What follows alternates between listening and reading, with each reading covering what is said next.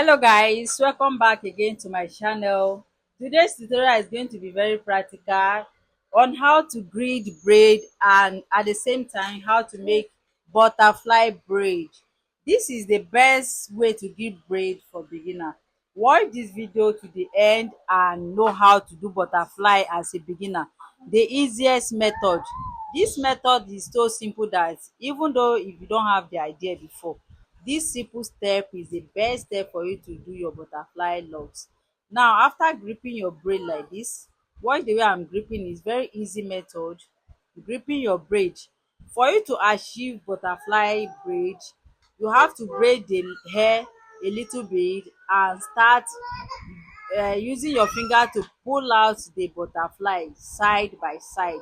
Just watch me as I'll be pulling out my butterfly the way I'm doing it. I'll be using my hand to pull out the butterfly from one side to the other side until I get the desired length of my butterfly braid. Watch to the end. If you have not subscribed, don't forget to subscribe and turn on the notification bell for other tutorials like this. See you in my next video, and don't forget to watch this video to the end. Give me a thumbs up and drop your question if you have a question in the comment section. See you in my next video.